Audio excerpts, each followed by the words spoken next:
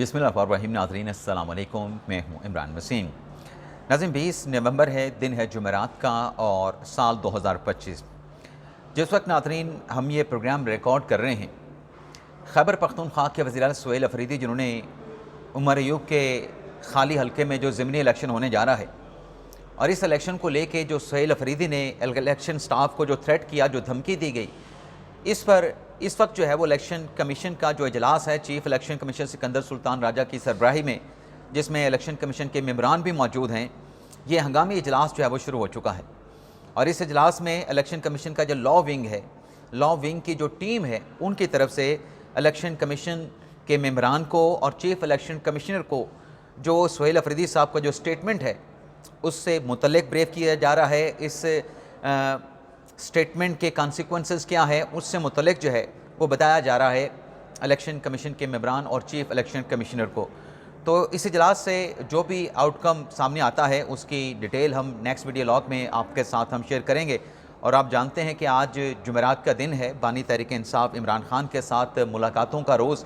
तो किसकी मुलाकात होती है, कौन मुलाकात कर पाता है, मुलाकात होती भी है या मुलाकात नहीं होती, तो इन दो ख़बरों की जो भी डिटेल्स होंगी, जो भी आउटकम होगा, वो रात के व्लॉग में उसकी तफसीलात आप नाज़रीन की खिदमत में हम पेश करेंगे।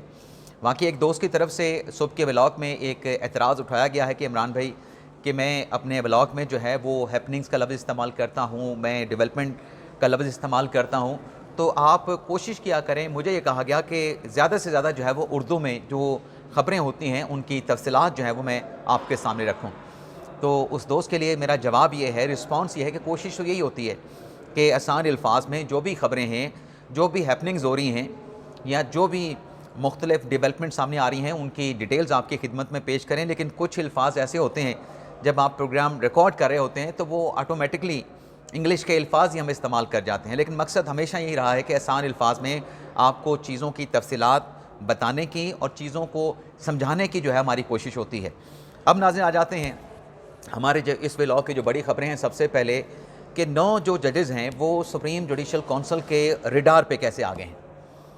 तो नाज़रीन मामला ये है, एक तो जो कल एक ख़बर सामने आई कि जो वफाकी आईनी अदालत है उसमें सुप्रीम कोर्ट से 22,000 मुकदमात जो है वो ट्रांसफ़र किए जाएंगे और ये इम्कान भी ज़ाहिर किया गया कि ये मुकदमात की जो तादाद है ये 22,000 से बढ़ के आईनी अदालत में 25,000 भी हो सकती है।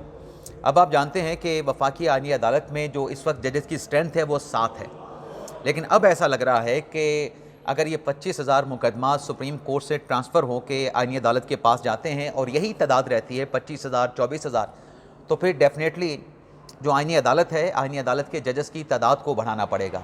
यानी जो फुल स्ट्रेंथ है, जो प्रेसिडेंशियल ऑर्डर है उसके मुताबिक फिर इसकी तादाद को जो है 13 या हो सकता है कि आइंदा आगे चल के इसकी तादाद को 13 से भी बढ़ाया जाए।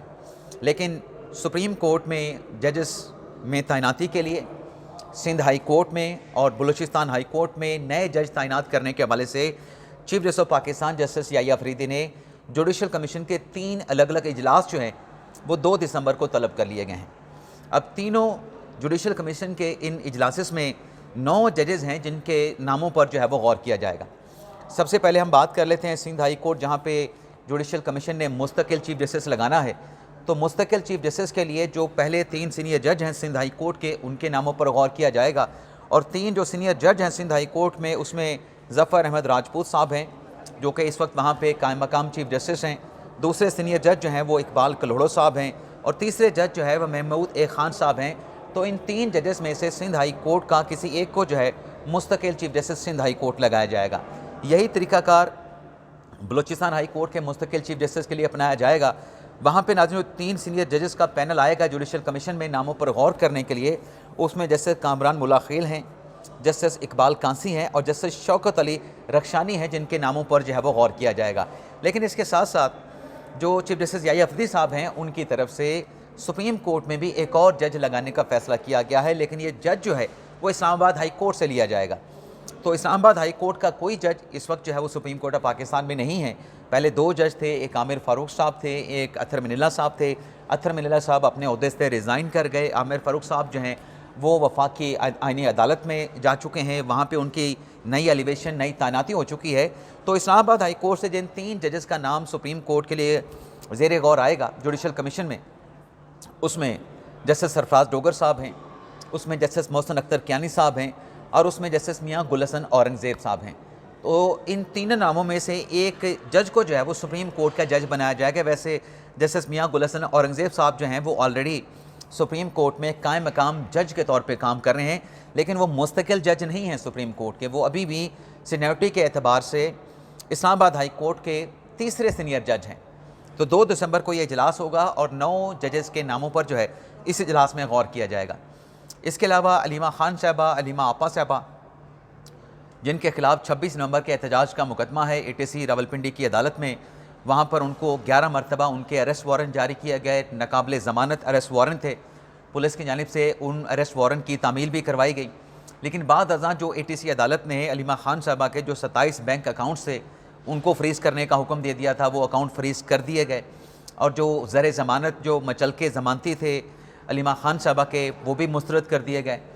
और फिर जो पंजाब भर में उनकी प्रॉपर्टीज़ हैं वो तफसीलात भी ATC अदालत में पंजाब हुकूमत ने पेश की कि 4 अजला में, पंजाब के 4 अजला में जो है अलीमा खान साहबा की कोई 300 से 300 कनाल से ज़्यादा अराज़ी उनकी मौजूद है।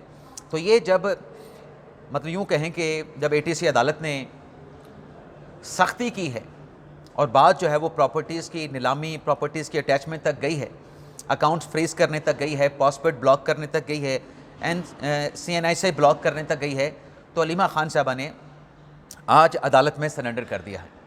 आज अलीमा खान साहबा जो है वो अदालत में पेश हो गई है, लेकिन इस केस में क्या अदालत ऑर्डर करती है ये भी कुछ देर के बाद जो है पता चलेगा। तो इसकी डिटेल भी नेक्स्ट वीडियो लॉग में जो है वो आपके साथ हम शेयर करेंगे। अब नाज़रीन आ जाते हैं बानी तहरीक इंसाफ इमरान खान जो है उनकी अडयाला जेल से रिहाई नहीं हो पाएगी, इमरान खान अडयाला जेल से निकल नहीं पाएंगे। नाज़रीन पिछले वीडियो लॉग में हमने जो बात की कि जो पाकिस्तान तहरीक इंसाफ की क़यादत है उनकी बॉडी लैंग्वेज से, उनके कंडक्ट से ऐसा नहीं लगता है कि ये क़यादत जो है वो बानी तहरीक इंसाफ इमरान खान के साथ मुलाकात करना चाहती है, बल्कि असद कैसर साहब जिन्होंने कल एक स्टेटमेंट दिया सवाबी में कि जो मुस्तफ़ी जजेस हैं वो हुकूमत के ख़िलाफ़ जो हमारी तहरीक है, जो अलाइंस है, उस अलाइंस में शामिल हो जाए। अब यहाँ पे आप ये देखें कि ये जो इस किस्म के बयानात दिए जाते हैं, ये बयानात जो है इन जज साहबान के लिए मुश्किलात पैदा करते हैं।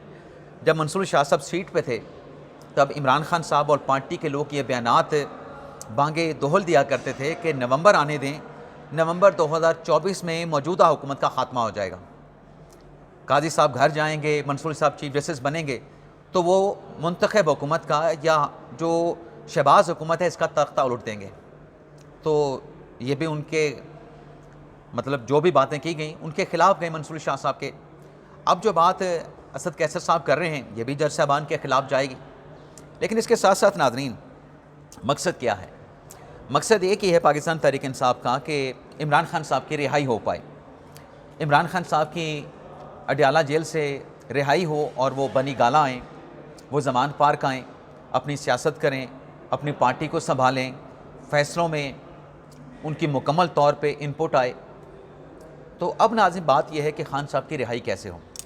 लेकिन जैसा मैंने प्रीवियस वीडियो लॉग में भी बात की थी कि पाकिस्तान तहरीक इंसाफ में जितनी भी क़यादत मौजूद है उनमें वो पॉलिटिकल जो एक एक्यूमेन होता है, वो सियासी जो समझबूझ है, जो फ़हमो फ़रासत है, वो मौजूदा क़यादत में तहरीक इंसाफ में नज़र नहीं आती। मैं एक और मिसाल आप नाज़रीन के सामने रखूँगा कि आज़म सवाती साहब जब उनकी बानी तहरीक इंसाफ इमरान खान के साथ मुलाकात हुई तो मुलाकात के बाद उन्होंने बाहर आके मीडिया के साथ गुफ्तगू करते हुए इस बात का ऐलान किया कि इमरान खान साहब ने मुझे मैंडेट दिया है इस्टेब्लिशमेंट के साथ बातचीत करने का। अब इस्टेब्लिशमेंट के साथ बातचीत का मैंडेट था, इस्टेब्लिशमेंट के साथ डील करने का मैंडेट था। क्या ये बात अगर कोई सियासी शख्सियत होती वो इस तरह की बात आके मीडिया पे ओपनली करते? कभी ना करते। लेकिन आज़म सवाती साहब ने आके मीडिया पे ये बात कर दी कि अब मैं अपने इनडायरेक्टली और डायरेक्टली जो मेरे जो सोर्सेज हैं उनके ज़रिए मैं आसिम मुनीर साहब से रब्ता करने की कोशिश करूँगा। मैंने पहले भी रब्ता करने की कोशिश की थी लेकिन कामयाब नहीं हो पाए। लेकिन अब मुझे खान साहब ने चूँकि एक मुकम्मल मैंडेट दे दिया है तो मैं इस कोशिश में कामयाब भी हूँगा, मैं मुज़ाकरात भी करूँगा, मैं रब्ता भी करूँगा, मैं बातचीत भी करूँगा। और ख़ान साहब ने जैसा कहा है हम इस मसले को सॉर्ट आउट करेंगे। जब आप इस तरह के बयानात आके ओपनली मीडिया पे देंगे तो कौन आपकी बात सुनेगा, कौन आपसे बातचीत करने के लिए तैयार होगा? तो आज अंसार अब्बासी साहब ने इसी नुक्ते पे एक आर्टिकल लिखा है जिसमें अंसार अब्बासी साहब ने कहा है कि इमरान खान साहब और जो बुशरा बीबी साहबा हैं, जो एक सियासी तलखी नज़र आती है, जो सियासी दर्जा हरारत हमें नज़र आता है, इसको कम करने के लिए हुकूमत को ये इक़दाम उठाना चाहिए कि इमरान खान और उनकी अहलिया को या तो बनी गाला में या फिर ज़मान पार्क में मुंतकिल करके उसको सब जेल करार दे देना चाहिए। और साथ में अंसार अब्बासी साहब ने कहा कि वहाँ पे पार्टी के लोग उनके साथ मिलें, फैमिली के लोग उनके साथ मिलें, तो ये भी मुकम्मल तौर पे इजाज़त होनी चाहिए। लेकिन साथ में अंसार अब्बासी साहब ने यह भी बात की है कि जो PTI की क़यादत है, PTI की क़यादत को ये चाहिए कि वो मुज़ाकरात के लिए हुकूमत के साथ और इस्टेब्लिशमेंट के साथ रब्ता करें। लेकिन ये जो भी रवाबत हैं, अंसार अब्बासी साहब ये लिखते हैं, इन राब्तों की जो तफसीलात हैं वो मीडिया पे नहीं आनी चाहिए। मीडिया से छुपा के ये बातचीत, मुज़ाकरात का सिलसिला आप हुकूमत और इस्टेब्लिशमेंट के साथ शुरू करें। लेकिन जिस बात से मुतनब्बे किया गया है, जिस बात से रोका गया है तहरीक इंसाफ को, वो अंसार अब्बासी साहब ये कहते हैं कि जो सोशल मीडिया का गालम गलोच जो ब्रिगेड है पाकिस्तान तहरीक इंसाफ का, जिसमें इन्फ्लुएंसर भी हैं, जिसमें भगोड़े भी हैं, जिसमें और बाकी लोग भी शामिल हैं, तो इनसे जो है वो पाकिस्तान तहरीक इंसाफ को जो है वो दूरी अख्तियार करना पड़ेगी, इससे जो है वो फासला अख्तियार करना पड़ेगा, फिर ही इमरान खान साहब की रिहाई का रास्ता निकल सकता है। लेकिन अगर इन भगोड़ों से, इन गालम गलोच ब्रिगेड से अगर तहरीक इंसाफ ने फासला अख्तियार नहीं किया, तो बानी तहरीक इंसाफ इमरान खान साहब जो हैं वो अडयाला जेल से बाहर नहीं आएंगे। इमरान खान अडयाला जेल से बाहर नहीं निकल पाएंगे और उनके लिए और तहरीक इंसाफ के लिए जो हालात हैं वो फिर जूं के तूं रहेंगे। अब नाज़रीन, यहाँ पर भी आप देखें, यहाँ पे हमारे मुख्तलिफ तज्ज़ियाकार साफ़ी कहते हैं कि हुकूमत इनके साथ बात नहीं करना चाहती, हुकूमत इनके साथ इंगेज नहीं करना चाहती। लेकिन यहाँ पे कुछ और चीज़ें भी हैं ना, जो ज़मीनी हक़ाइक़ हैं, उनका जायज़ा भी लेना चाहिए। जब खान साहब हुकूमत में थे तो हुकूमत में इमरान खान साहब जो हैं वो अपनी अपोजिशन के साथ मुज़ाकरात करने के लिए तैयार नहीं थे कि मैं इन चोरों डाकुओं के साथ, लुटेरों के साथ क्यों बातचीत करूँ। अब खान साहब अपोजिशन में हैं, अब खान साहब अब भी वही बात करते हैं कि मैं इनके साथ क्यों मुज़ाकरात करूँ, जबकि जो इस वक्त हुकूमत में हैं, जब वो अपोजिशन में थे वो तब भी इमरान खान के साथ बातचीत, मुज़ाकरात करने के लिए तैयार थे। वो आज भी इमरान खान साहब की पार्टी के साथ बातचीत करने के लिए, मुज़ाकरात करने के लिए तैयार है। तो खान साहब को भी देखना पड़ेगा, खान साहब को भी अपने फ़ैसलों पे रिव्यू करना पड़ेगा। और मेरे ख़्याल से ये जो बयानात हैं, जो सियासी बयानात हैं, इससे भी खान साहब को नुकसान होता है। तो तहरीक इंसाफ की क़यादत को बैठकर जो है फ़हम फ़रासत के साथ, अकल समझ बूझ के साथ जो है ये फ़ैसले करना पड़ेंगे, अदरवाइज़ फिर ये मुश्किलात इसी तरीके से चलती रहेंगी। इसके अलावा नाज़रीन, शानदाना गुलजार साहबा आप ये देखें, जिन्होंने वज़ीर आज़म की एक फ़ेक न्यूज़ जो है वो पब्लिक कर दी, एक्स के अकाउंट पे लगा दी, बाद अज़ां वो पोस्ट भी उनकी जानिब से ट्वीट अपने डिलीट कर दी गई। अब यह हुआ है कि शानदाना गुलजार साहबा, जिन्होंने पेशावर हाई कोर्ट से हिफाजती ज़मानत तो ले ली थी, लेकिन जो उनके खिलाफ NCCI का जो मुकदमा है उसके खिलाफ उन्होंने आज इस्लामाबाद हाई कोर्ट से रुजू किया है कि ये गलत कार्रवाई मेरे खिलाफ की जा रही है।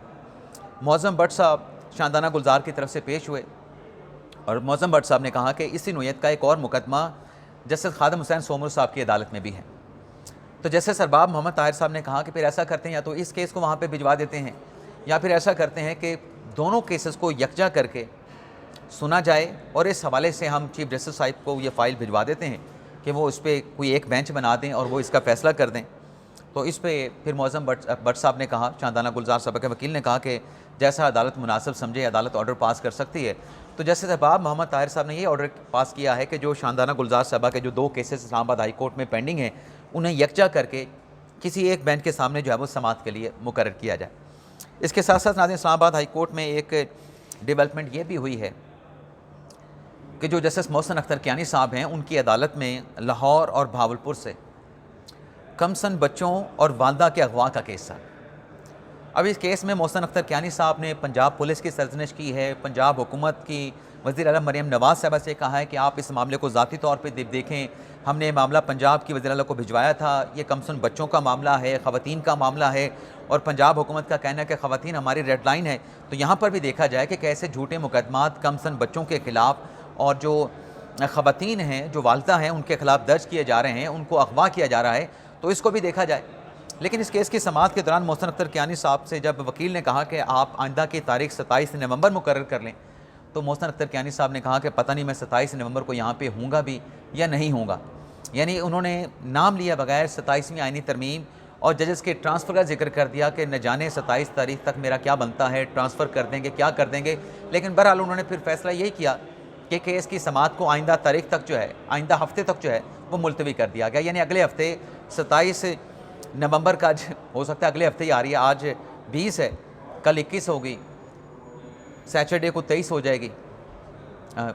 कल 21 है, 22 हो जाएगी सैटरडे को, 23 इतवार को हो जाएगी, 24 पीर को हो जाएगी।